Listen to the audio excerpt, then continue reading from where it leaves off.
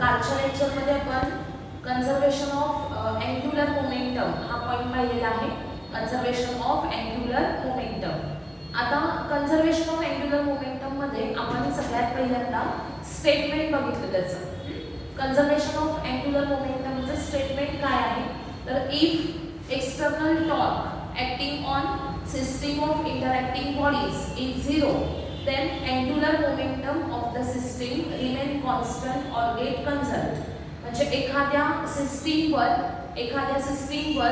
Act होणारं जर torque zero असेल, रिझल्टंट टॉर्क जर झिरो असेल तर त्या सिस्टीमचं अँग्युलर मोमेंटम हे कॉन्स्टंट राहतं, म्हणजेच काय होतं ते कन्झर्व केलं जातं. If external torque acting on system of interacting bodies is zero, then the angular momentum of the system remain constant or get conserved. It is the statement for conservation of law of conservation of angular momentum. Okay, आपल्याला याच्यावर question विचारला जातो. State and explain the principle of conservation of angular momentum. Question काय असतो? State and explain principle of conservation of angular momentum. आता state and explain मध्ये आपल्याला पहिल्यांदा स्टेट करायचं आहे, म्हणजेच काय डिफाइन करायचं आहे. तो लॉ जो आहे अँग्युलर मोमेंटमचा, आता जे मी स्टेटमेंट सांगितलं ते आपल्याला लिहायचं आहे आणि ते लिहून झाल्यानंतर एक्सप्लेन म्हटल्यानंतर तिथे एक्सप्लेनेशन मध्ये आपल्याला काय लिहायचं आहे, काल जे आपण प्रूफ बघितलं त्याचं ते प्रूफ लिहायचं आहे. ओके, प्रूफ मध्ये आपण काय बघितलं की L bar is equal to काय असतं, R bar cross P bar असतं. आणि मग आपण प्रूफ करण्यासाठी दोन्ही साईडला काय घेतलं, डेरिव्हेटिव्ह घेतलं. D L bar upon D T is equal to इकडे RHS ला काय येतं तर D by D T of R bar cross P bar. आणि त्यानंतर पुढे आपण डेरिव्हेटिव्हचा मल्टिप्लिकेशनचा जर रूल यूज केला इथे आणि त्याच्यावरून D L bar upon D T find out केला तर आपल्याला आन्सर मिळतं टो बार. ओके, काल सगळ्यांच्याकडे हे प्रूफ नोटबुक मध्ये असेल, आपण ते काल बघितलेलं आहे. ओके, तर D L bar upon D T is equal to काय मिळतं, टॉर्क टो बार मिळतं. ओके, म्हणजे इथे rate of change of angular momentum is equal to काय असतं, टॉर्क. ओके, जसं rate of change of linear momentum म्हणजे फोर्स असतं, सेम तसंच rate of change of angular momentum म्हणजे काय असतं, टॉर्क असतं. Okay, rate of change of linear momentum म्हणजे काय असतं, फोर्स, आणि rate of change of angular momentum म्हणजे काय असतं, टॉर्क असतं. ओके, आता dl अपॉन dt जर टो असेल आणि जर टोची व्हॅल्यू आपण 0 टाकली, टो जर 0 असेल तर dl अपॉन dt हा सुद्धा किती असणार, 0 असणार. ओके, म्हणजे काय सांगितलं मी इथे तुम्हाला की जर dl by dt equal to 2 आहे आणि टो म्हणजे टॉर्कची व्हॅल्यू जर 0 आहे तर dl अपॉन dt सुद्धा किती आला, 0 आला. dl अपॉन dt 0 आहे याचा अर्थ काय की rate of change of angular momentum याची व्हॅल्यू 0 आहे. dl अपॉन dt 0 आहे. अँग्युलर मोमेंटम मधला change with respect to time 0 आहे. याचाच अर्थ अँग्युलर मोमेंटम L हे कसं आहे तर कॉन्स्टंट आहे. ओके, अशा प्रकारे आपण त्याचं प्रूफ बघितलेलं आहे law of conservation of angular मोमेंटमचं. आता आपल्याला सगळ्यांना माहिती आहे की angular momentum L is equal to काय असतं, I omega. Angular momentum L is equal to काय असतं, I ओमेगा असतं. आता अँग्युलर मोमेंटम जर कन्झर्व होत असेल according to the law of conservation of angular momentum, जर अँग्युलर मोमेंटम कन्झर्व होत असेल तर L ची व्हॅल्यू कशी आहे, कॉन्स्टंट आहे. L कॉन्स्टंट आहे म्हणजेच काय तर I ओमेगा हा कसा आहे, कॉन्स्टंट आहे. I ओमेगा जर कॉन्स्टंट आहे तर आपण काय लिहू शकतो तर I1 omega 1 is equal to I2 omega 2. जर I ओमेगा ही व्हॅल्यू कॉन्स्टंट असेल तर आपण पुढे काय लिहू शकतो, I1 omega 1 is equal to काय असलं पाहिजे, I2 ओमेगा 2. मग आता हा जो प्रोडक्ट आहे I ओमेगाचा तो कसा आहे, इथं कॉन्स्टंट आहे, म्हणजेच I1 omega 1 is equal to काय आहे, I2 ओमेगा 2. ओके, आता इथं आपण असं म्हणू शकतो की सपोज एखादी डिस्क आहे, याचं एक्झाम्पल सांगते तुम्हाला. डिस्क आहे, डिस्क इनिशियली काय होत होती, रोटेट होत होती about its own axis of rotation which is passing through centre perpendicular to plane. अशा फॉर्म मध्ये डिस्क आहे आणि ही डिस्क काय होते, इथं रोटेट होते. ओके, आता या डिस्कचा अँग्युलर मोमेंटम इनिशियली काहीतरी आहे. आता त्यानंतर काय झालं तर डिस्कच्या लिंकवर मी एक मास इथं चिकटवून ठेवलं, स्टिक केलं ना. डिस्कच्या लिंकवर काय केलं मी इथे मास एक स्टिक केलं. स्टिक केल्यानंतर आता ही जी डिस्क आहे हिचा मोमेंट ऑफ इनर्शिया बदलला, बरोबर. म्हणजे तुम्ही एक्स्ट्रा मास याच्यावर ऍड केलेला आहे ना, मग त्याच्यामुळे मास बदलल्यामुळे त्या डिस्कचा मोमेंट ऑफ इनर्शिया काय होणार आहे, चेंज होणार आहे. आणि त्यामुळे ऑब्व्हियसली जर आपल्याला L ची व्हॅल्यू जर कॉन्स्टंट ठेवायची असेल, I चेंज झाला तर ओमेगाची व्हॅल्यू सुद्धा काय होत असते, चेंज होत असते. म्हणजे इनिशियली जेव्हा फक्त डिस्क आहे तेव्हाचा मोमेंट ऑफ इनर्शिया I1 असेल, तेव्हाचं अँग्युलर स्पीड ओमेगा1 असेल. आणि ज्या वेळेस डिस्क रोटेट होती आणि त्याच्यावर तुम्ही एखादा मास एक्स्ट्रा ठेवलं तर त्या केसमध्ये तिचा मोमेंट ऑफ इनर्शिया I2 असेल आणि तिचं न्यू अँग्युलर स्पीड हे ओमेगा2 असेल. ओके. आता इथं law of conservation of angular momentum applicable आहे. इनिशियली जेव्हा डिस्क आहे ओनली तेव्हा तिचं जे अँग्युलर मोमेंटम असणार आहे तेच नंतर सेम कोणाचं असणार आहे, तर त्या डिस्कवर जेव्हा मास ठेवलं जाईल तेव्हाचं अँग्युलर मोमेंटम आणि ते इनिशियल अँग्युलर मोमेंटम दोन्ही सेम असतील. मग जर मास ठेवल्यानंतर मोमेंट ऑफ इनर्शिया इन्क्रीज झाला तर त्या केसमध्ये L ला कॉन्स्टंट ठेवण्यासाठी ओमेगाची व्हॅल्यू ही काय होणार असते, डिक्रीज होत असते. एक लक्षात घ्या, आपल्याला I ओमेगा हा प्रोडक्ट कॉन्स्टंट सांगितलेला आहे. I ओमेगा हा प्रोडक्ट कसा सांगितलेला आहे, कॉन्स्टंट सांगितलेला आहे. I ओमेगा हा जर प्रोडक्ट कॉन्स्टंट असेल तर याचा अर्थ काय की L ची व्हॅल्यू कॉन्स्टंट ठेवण्यासाठी जर moment of inertia I increase झाला तर ओमेगा डिक्रीज झाला पाहिजे आणि जर I डिक्रीज झाला तर ओमेगा इन्क्रीज झाला पाहिजे. हा जो प्रोडक्ट आहे याला आपल्याला कॉन्स्टंट ठेवायचा आहे. मग याच्यामधला एक जर इन्क्रीज झाला तर दुसरा काय होणार, डिक्रीज होणार. आणि म्हणजे मोमेंट ऑफ इनर्शिया इन्क्रीज झाला तर ओमेगा डिक्रीज होणार आहे आणि मोमेंट ऑफ इनर्शिया डिक्रीज झाला तर ओमेगा काय होणार आहे, इन्क्रीज होणार आहे. अशा प्रकारे आपण इथे सांगू शकतो की सपोज आपल्याला अँग्युलर स्पीड इन्क्रीज करायचं आहे तर मोमेंट ऑफ इनर्शिया कमी झाला पाहिजे आणि अँग्युलर स्पीड डिक्रीज करायचं आहे तर मोमेंट ऑफ इनर्शिया इन्क्रीज झाला पाहिजे. ओके. अशा प्रकारे हे व्यवस्थित लक्षात ठेवा. याचे एक्झाम्पल्स तुम्हाला मी सांगते. सुरुवातीला सगळ्यात हे समजलं का बघा सगळ्यांना.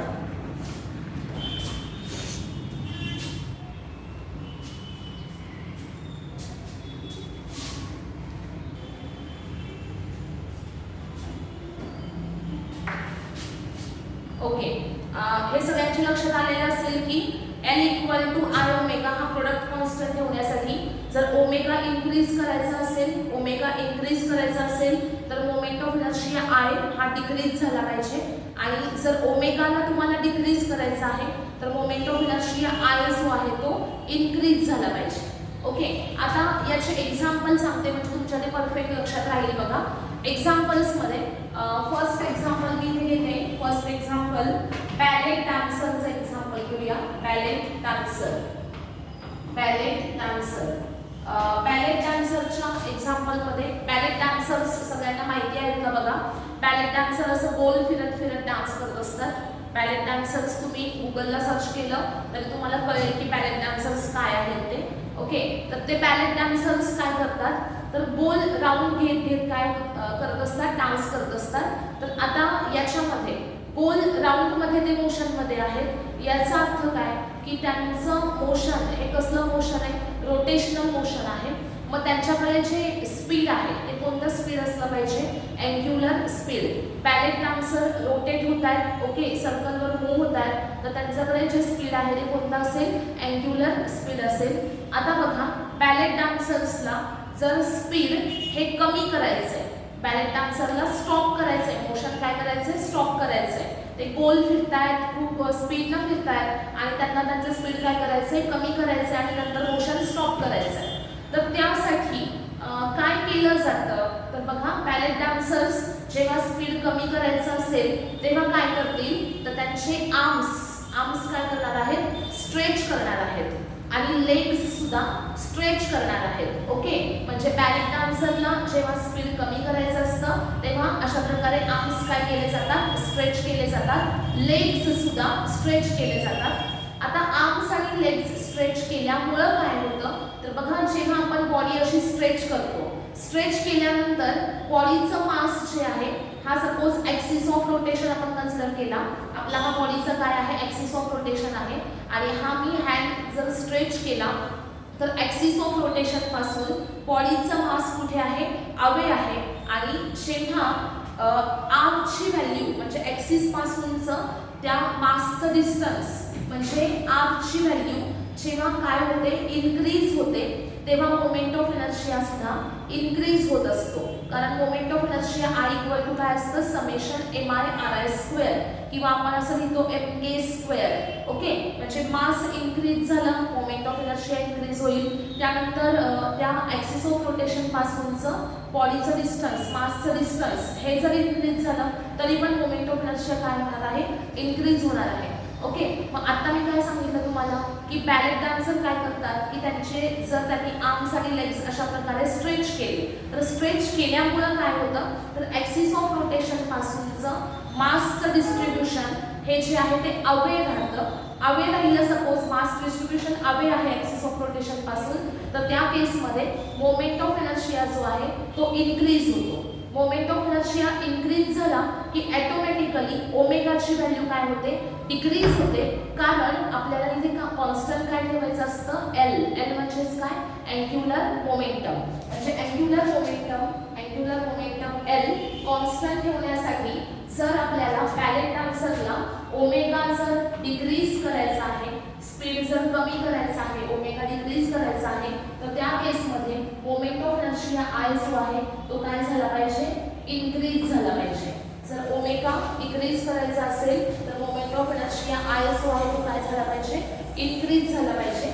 मग moment of inertia I increase करण्यासाठी बॅलेट डान्सर्स काय करतील आर्म्स आणि लेग्स जे आहेत ते काय करतील स्ट्रेच करतील, म्हणजे बॉडी जेव्हा स्ट्रेच केली जाते तेव्हा मोमेंट ऑफ इनर्शिया इन्क्रीज होतो आणि ओमेगाची व्हॅल्यू काय होते डिक्रीज होते. मग ते गोल फिरतात बॅलेट डान्सर, त्यांना स्पीड कमी करायचं आहे थांबायचं आहे तर ते काय करणार सिम्पली बॉडी स्ट्रेच करणार, म्हणजे आर्म्स आणि लेग्स काय करणार आहेत स्ट्रेच करणार आहेत. ओके, आता सपोज बॅलेट डान्सर्सला ओमेगाची व्हॅल्यू काय करायची आहे इन्क्रीज करायची आहे. ओमेगाची व्हॅल्यू काय करायची आहे इन्क्रीज करायची आहे, म्हणजे बॅलेट डान्सर्स जे आहेत ते गोल राऊंड मध्ये फिरतायत. बॅलेट डान्सर्स राऊंड मध्ये फिरतायत आणि फिरत असताना त्यांना काय करायचं आहे तर त्यांचं स्पीड जे आहे ते वाढवायचं आहे. ओमेगाची व्हॅल्यू काय करायची आहे इन्क्रीज करायची आहे. ओमेगा इन्क्रीज करायचं आहे म्हणजे त्यांचं रोटेशनचं स्पीड त्यांना वाढवायचं आहे. रोटेशनचं स्पीड जे आहे ते इन्क्रीज करायचं आहे. आता मग स्पीड वाढवायचं असेल तर I म्हणजे मोमेंट ऑफ इनर्शिया हा काय झाला पाहिजे डिक्रीज झाला पाहिजे. जर स्पीड ओमेगा वाढवायचं आहे तर मोमेंट ऑफ इनर्शिया I जो आहे तो काय झाला पाहिजे डिक्रीज झाला पाहिजे.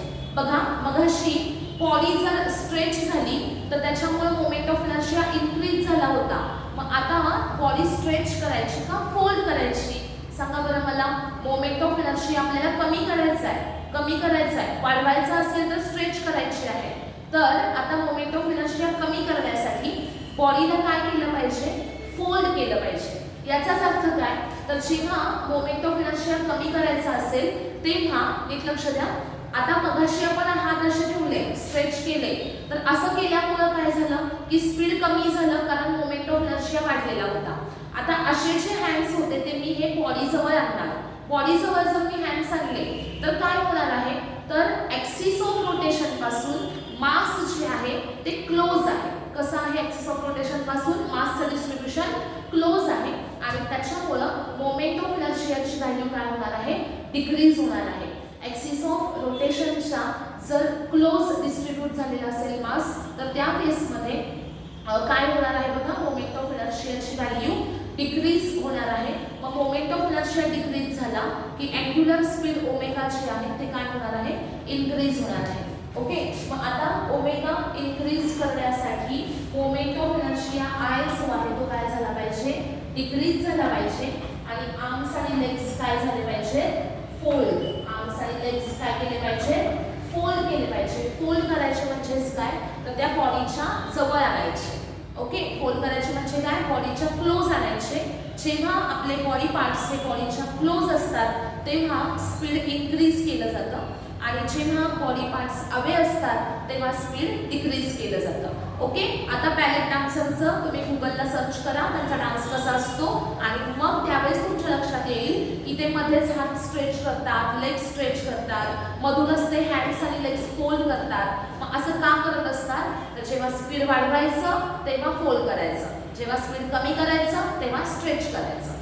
ओके, सगळ्यांना समजलं? आता हे जे एक्झाम्पल आहे बॅलेट डान्सरचं, हे आहे ॲप्लिकेशन. कोणाचं ॲप्लिकेशन आहे? तर law of conservation of angular मोमेंटमचं ॲप्लिकेशन आहे. तुम्हाला एक्झाममध्ये हे विचारलं जाऊ शकतं की ॲप्लिकेशन्स कोणते आहेत law of conservation of angular मोमेंटमचे. तर ॲप्लिकेशनमध्ये आता एक एक्झाम्पल मी कोणतं सांगितलं? बॅलेट डान्सरचं एक्झाम्पल सांगितलेलं आहे. ओके, आता हेच टेक्निक सगळ्यांसाठी सेम असेल. कसं बघा, म्हणजे जेव्हा ओमेगा वाढवायचा, स्पीड वाढवायचा आहे, तेव्हा आय कमी करायचा, बॉडी फोल्ड करायची. जेव्हा ओमेगा डिक्रीज करायचा, आय इन्क्रीज करायचा, बॉडी पार्ट स्ट्रेच झाले पाहिजे. ओके, अशा प्रकारे इथं आपण हे लक्षात ठेवूयात. आणि त्याच्यानंतर पुढचं एक्झाम्पल बघा. आता सपोज स्केटर्स आहेत, स्केटर्स स्केटिंग करतायत. हां, स्केटर्स काय करतायत? स्केटिंग करतायत. आता स्केटिंग करताना तुम्ही बघितलेलंच असेल ना, स्केटिंग कसं केलं जातं. हां, स्केटिंग करत असताना आपण आहे की नाही मधूनच असं क्लोज घेतो बॉडी पार्ट्स, हँड्स आपल्या बॉडीच्या जवळ घेतले जातात. कधी? तर जेव्हा स्पीड कमी वाढवायचं असेल तेव्हा. आणि जेव्हा कधी स्केटिंग करत असताना आपल्याला स्टॉप व्हायचं आहे, काय करायचंय? मध्ये थांबायचं आहे, तर त्या केसमध्ये हँड्स काय केले जातात? असे बॉडीपासून लांब नेले जातात. लेग्स पण बॉडीपासून अवे म्हणजे स्ट्रेच केले जातात, जेणेकरून स्केटर जो आहे तो काय होतो? त्याचं स्पीड कमी होतं आणि त्याचं मोशन स्टॉप होतं. ओके, म्हणजे सिमिलर हे जे टेक्निक आहे हेच कुठे यूज केलं जातं? स्केटिंग करताना यूज केलं जातं स्केटर्स कडून. ओके, त्याचप्रमाणे सपोज स्विमर्स आहेत, स्विमर्स आणि काय करायचंय बघा, तुम्हाला माहिती असेल, तुम्ही बघत असाल एक वेगवेगळे कॉम्पिटिशन्स असतात, तर वरून उडी मारायची असते पाण्यामध्ये. हां, आणि असं वरून उडी मारल्यानंतर स्वतःभोवती गोल फिरत फिरत फिरत मग त्या पाण्यात पडतं. ऑलिम्पिकमध्ये वगैरे आता असते बघा, तसं दाखवतात. हां, तर तुम्ही बघितलेलं आहे ना सगळ्यांनी, वरून उडी मारल्यानंतर डायरेक्ट नाही खाली पडायचं. तिथं मध्ये मध्ये काय होतं? रोटेशनल मोशन असतं आणि नंतर मग तो माणूस जो आहे तो पाण्यात पडतो. ओके, तर आता इथं बघा, इथं काय कसं टेक्निक हे यूज केलं जातं बघा. सगळ्यात पहिल्यांदा तो जो पर्सन आहे तो जेव्हा तो वरच्या प्लॅटफॉर्मवर उभा आहे, तो पहिल्यांदा कुठे उभा असतो? वर सर्टन हाईटला प्लॅटफॉर्म असतो, त्या प्लॅटफॉर्मवर तो उभा असतो. प्लॅटफॉर्मवर उभा आहे, त्याला काय करायचंय? उडी मारायची आहे. बरोबर, त्याला उडी मारायची आहे. उडी मारत असताना त्यानं काय केलेले आहेत? हँड स्ट्रेच केलेत थोडेसे, एकदम काय बॉडीच्या जवळ घेतलेत का? हां, सुरुवातीला कसं असते पोझिशन बघा त्याची, अशीच असते. आणि नंतर काय होतं? तो उडी मारतो. उडी मारल्यानंतर त्याचं स्पीड जे आहे ते कमी होऊन चाललेलं का सांगा मला? त्याला रोटेट व्हायचं आहे, स्वतःभोवती गोल फिरायचं आहे. गोल फिरायचं आहे, गोल फिरत असताना त्याचं जर स्पीड कमी झालं तर चालेल का? नाही ना. म्हणजे गोल फिरत असताना त्याचं स्पीड जे आहे अँग्युलर स्पीड ओमेगा ते कसं पाहिजे? जास्त पाहिजे ना, तर तो व्यवस्थित मोशनमध्ये असं जाऊ शकतो. बरोबर, लोकांना अट्रॅक्ट करायचंय स्वतःकडे, तर काय केलं पाहिजे? त्याला जास्त सर्कल्स असे घेतले पाहिजे. बरोबर, म्हणजे ओमेगाची व्हॅल्यू काय झाली पाहिजे? इन्क्रीज झाली पाहिजे. मग ओमेगा इन्क्रीज कसा करायचा? तर बॉडी फोल्ड करायची. म्हणजे जेव्हा तो उडी मारतोय तेव्हा त्यानं बॉडी कशी केली आहे? फोल्ड केली. आर्म्स आणि लेग्स त्यानं बॉडीच्या क्लोज घेतले, फोल्ड केलेली आहे. आणि नंतर मग तो रोटेट होतोय स्वतःभोवती. आणि त्यानंतर जेव्हा तो पाण्यात पडणार आहे, पाण्यात पडत असताना तो बॉडी स्वतःची काय करतो? स्ट्रेच करतो. का स्ट्रेच करतो? कारण थोडंसं स्पीड काय करायचं? त्याला कमी करायचं आहे आणि त्याला स्मूथली आतमध्ये पाण्यामध्ये एंटर करायचं आहे. म्हणजे जेव्हा तो उडी मारतोय तेव्हा त्याला स्पीड काय केलं पाहिजे? वाढवलं पाहिजे. आणि जेव्हा तो पाण्यात चाललाय तेव्हा त्याला थोडंसं स्पीड कमी केलं पाहिजे. मग उडी मारत असताना स्पीड वाढवण्यासाठी तो बॉडी पार्ट्स फोल्ड करेल आणि जेव्हा तो पाण्यामध्ये उडी मारतोय त्यावेळेस तिथं पाण्याला रीच झाल्यानंतर तिथे तो काय करेल? तर आर्म्स आणि लेग्स स्ट्रेच करेल, ज्याच्याने काय होईल? ओमेगाची व्हॅल्यू ही डिक्रीज होईल आणि तो स्मूथली त्या पाण्यामध्ये एंटर करू शकेल. ओके, सगळ्यांना समजलं का? हे आहेत ॲप्लिकेशन्स. कशाचे ॲप्लिकेशन्स आहेत? तर law of conservation of angular मोमेंटमचे ॲप्लिकेशन्स आहेत. या सगळ्या केसेसमध्ये अँग्युलर मोमेंटमचे जे आहे ते त्या बॉडीसाठी काय केलं जातं, कन्झर्व केलं जातं. ओके, सगळ्यांना समजला हा पॉइंट? ऍप्लिकेशन्स कळाले सगळ्यांना? समजले का? Okay, yes.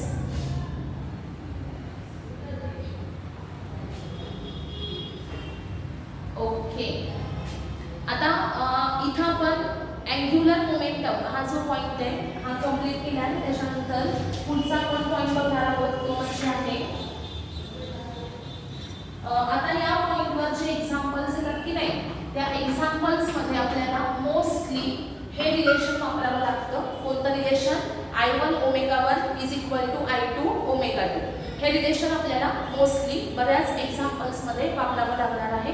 I1 omega 1 is equal to काय आहे? I2 ओमेगा 2 आहे. ओके, आता त्यानंतर पुढचं मोशन आपण बघणार आहोत ते आहे इथे आपण रोटेशनल मोशन पाहिलं. रोटेशनल मोशन नंतर पुढचं मोशन असणार आहे ते म्हणजे आहे रोलिंग मोशन. Rolling motion.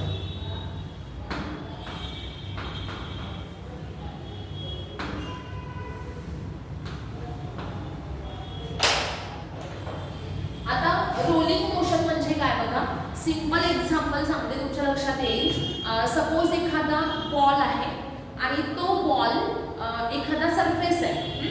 आपण फरशीवर एखादा बॉल टाकला आणि त्याला पायाने थोडीशी लाथ मारली तर तो जो बॉल आहे तो फरशीवरनं असा पुढे पुढे पुढे जातो. हां, तो कसा जातो? असा स्वतःभोवती गोल फिरत फिरत फिरत पुढे जातो. हां, आता स्वतःभोवती तो गोल फिरतो म्हणजे कसलं मोशन आहे? Rotational motion. पण स्वतःभोवती गोल फिरत असताना तो पुढे पुढे पण जातो ना, म्हणजे इथे काय होतं? तो एका जागेवरून दुसऱ्या जागेवर, एका पोझिशनवरून दुसऱ्या पोझिशनवर ट्रान्सलेट होतो. बरोबर, म्हणजे तो स्वतःची जागा चेंज करतो. म्हणून कोणता मोशन आहे? ट्रान्सलेशनल मोशन आहे. आणि तो स्वतःभोवती गोल फिरतो म्हणून कोणतं मोशन आहे?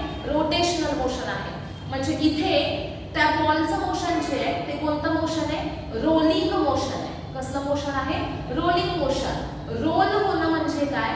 तर रोटेट पण व्हायचं आहे आणि म्हणजे स्वतःभोवती गोल फिरत फिरत एका पोझिशनवरून दुसऱ्या पोझिशनवर जायचं. या मोशनला काय म्हणायचं?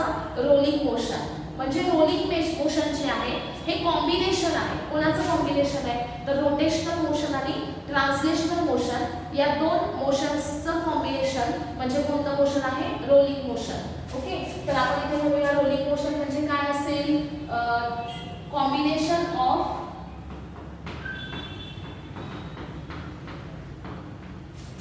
Rotational motion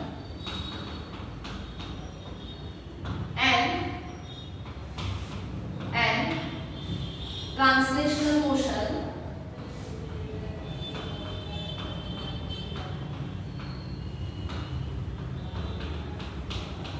is called as rolling motion.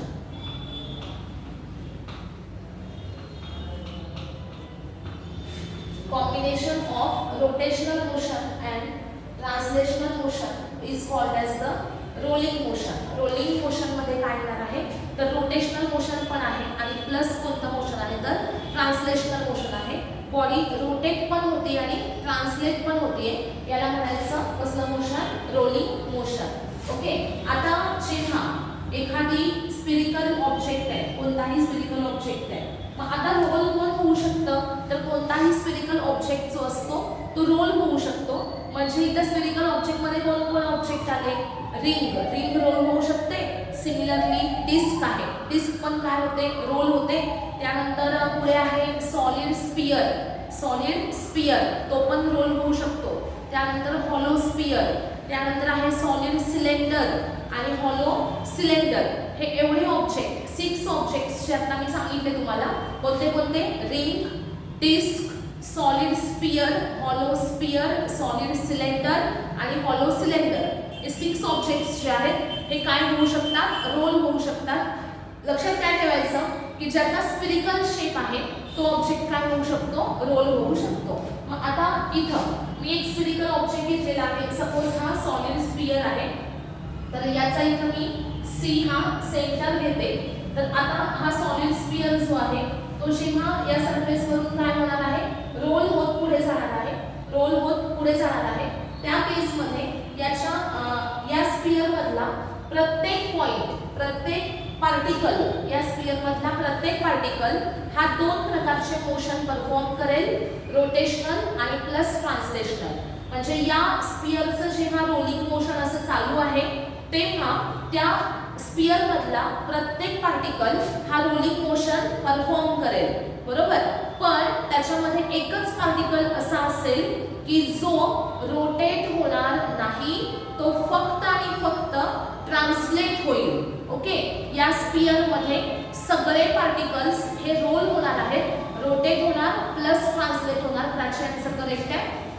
Rotate होतील आणि ट्रान्सलेट पण होतील. पण या स्फिअरच्या सेंटरचा जो पार्टिकल असणार आहे, सेंटरचा जो पार्टिकल असणार आहे त्याचं मोशन हे फक्त आणि फक्त कोणतं मोशन असेल, ट्रान्सलेशनल मोशन. सेंटरचा पार्टिकल हा रोटेट होणार नाही, तो फक्त काय होणार आहे, ट्रान्सलेट होणार आहे. हे जरा लक्षात ठेवा सगळ्यांनी. यातल्या प्रत्येक पार्टिकलचं मोशन असेल रोलिंग मोशन, पण सेंटरचा पार्टिकल ज्याला आपण सेंटर ऑफ मास म्हणूयात, तो सेंटर ऑफ मास जो आहे तो फक्त कशामध्ये असेल, ट्रान्सलेशनल मोशन मध्ये असेल. ओके, आता हे झाल्यानंतर आपल्याला फाइंड आउट करायची आहे रोलिंग मोशन मध्ये कायनेटिक एनर्जी काय असते. Kinetic energy of a body, kinetic energy of a body in rolling motion.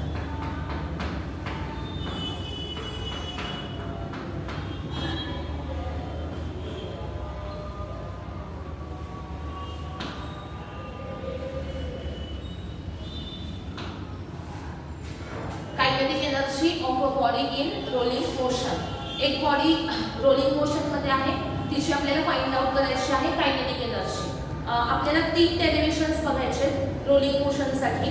पहिलं डेरिव्हेशन असणार आहे कायनेटिक एनर्जीचं, सेकंड असेल velocity of the body in rolling motion आणि थर्ड असेल acceleration of the body in rolling motion. काय काय सांगितलं मी. First relation kinetic energy of the body in rolling motion. Second कोणतं रिलेशन आहे तर velocity of the body in rolling motion आणि थर्ड आहे acceleration of the body in rolling motion. Okay, तर आता इथे आपण बघूयात पहिलं kinetic energy of a body in rolling motion. Kinetic energy find out करूया. Okay, kinetic energy rolling motion मध्ये जी आहे ती इज इक्वल टू काय असेल बघा. Kinetic energy of rolling motion is equal to असेल kinetic energy translational plus kinetic energy rotational. Translational kinetic energy plus rotational kinetic energy is equal to काय असणार आहे, रोलिंग कायनेटिक एनर्जी. म्हणजे translational plus rotational या दोन एनर्जीची addition केल्यानंतर आपल्याला आन्सर कोणतं मिळेल, रोलिंग मोशन साठी असणारी कायनेटिक एनर्जी. ओके, आता तुम्ही मला व्हॅल्यू सांगा. चला, ट्रान्सलेशनल मोशन मध्ये कायनेटिक एनर्जीचा फॉर्म्युला काय असतो. ट्रान्सलेशनल मोशन साठी कायनेटिक एनर्जीचा फॉर्म्युला सांगा बरं काय असतो.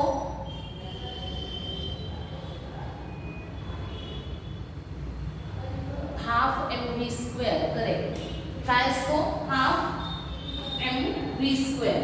ट्रान्सलेशनल मोशन साठी कायनेटिक एनर्जी काय असते, half mv square plus rotational motion साठी असणारी कायनेटिक एनर्जी काय असते सांगा बरं. रोटेशनल मोशनची कायनेटिक एनर्जी काय असते, करेक्ट आहे half I omega square. Half mv square plus पुढे काय येणार, half I omega square. Half mv square ही आहे ट्रान्सलेशनल कायनेटिक एनर्जी आणि हाफ I ओमेगा स्क्वेअर आहे रोटेशनल कायनेटिक एनर्जी. ओके, आता पुढे half mv square plus half into, आता इथे moment of inertia I in terms of radius of gyration k formula काय असतो, mk स्क्वेअर. I च्या ऐवजी आपण टाकू शकतो mk स्क्वेअर. बघा इथे या इक्वेशन मध्ये कोणती व्हॅल्यू पुट केलेली आहे तर I ची व्हॅल्यू पुट केली. I इज इक्वल टू काय असतं, mk स्क्वेअर. बघा half mv square plus half into I ला रिप्लेस केलं mk स्क्वेअर नी आणि into omega square. It is equal to half mv square plus half mk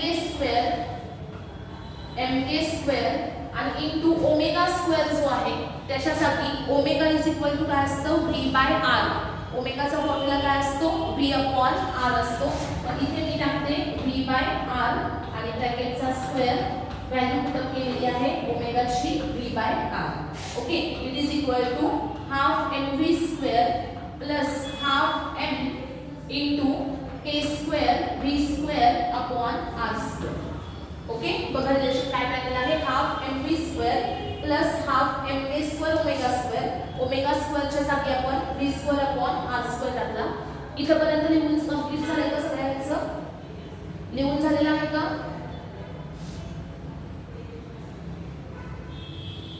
yes.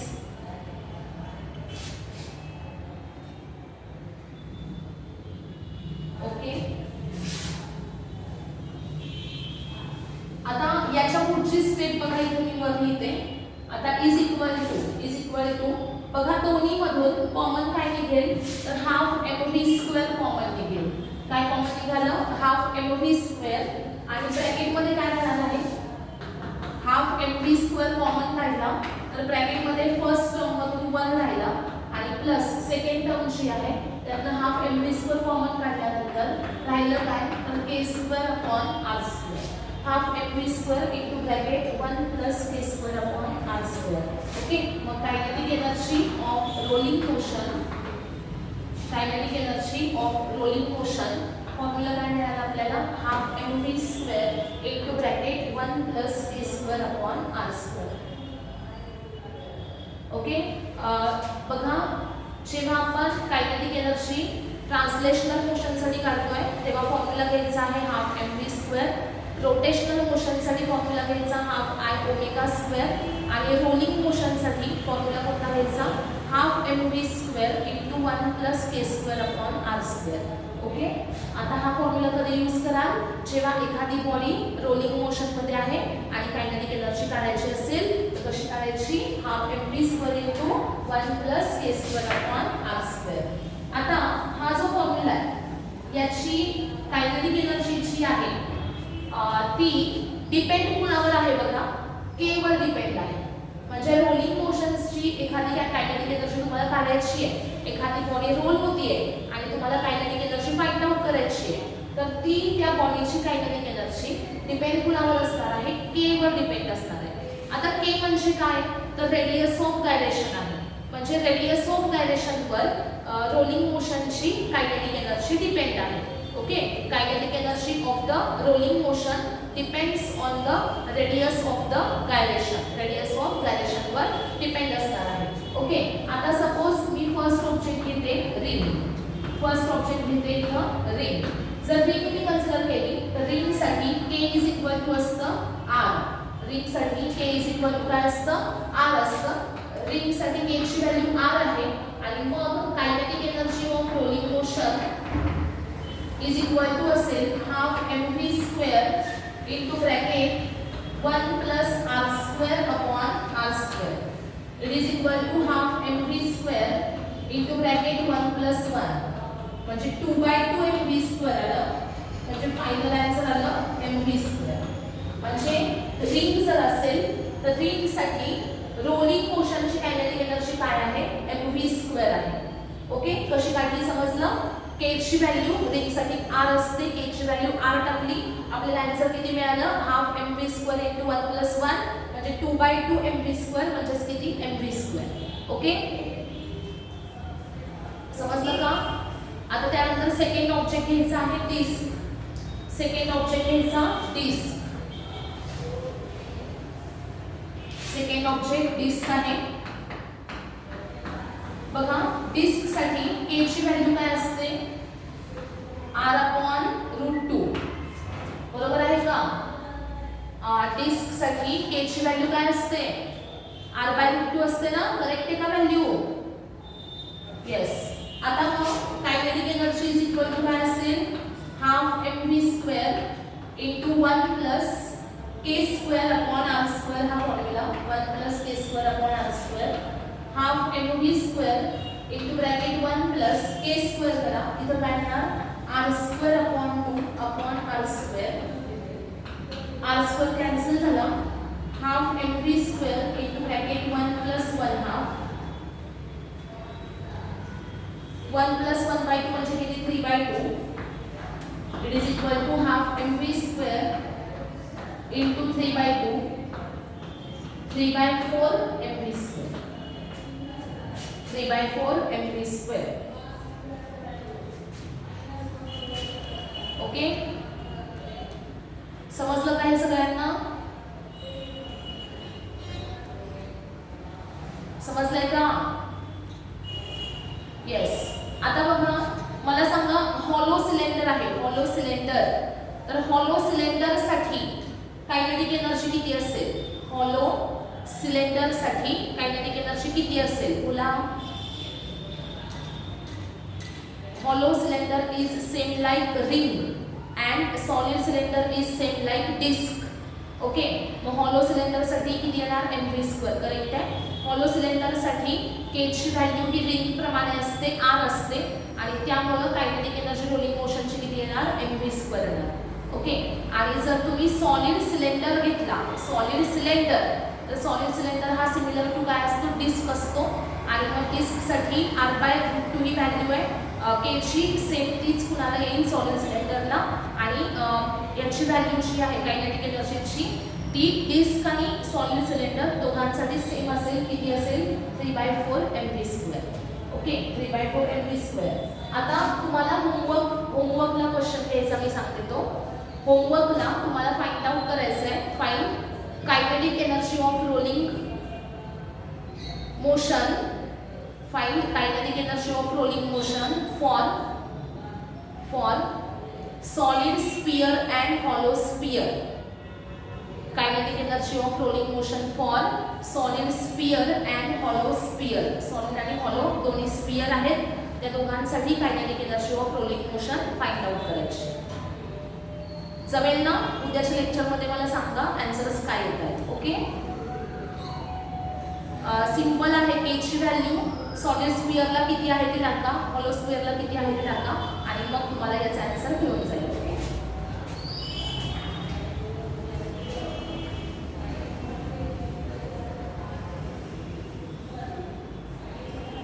हा जो टॉपिक आहे आपला हा संपत आलेला आहे. उद्या परवा 2 लेक्चरमध्ये याची थेरी संपून जाईल, आणि मग याचे MCQs आपण त्याच्यानंतर घेणार आहोत.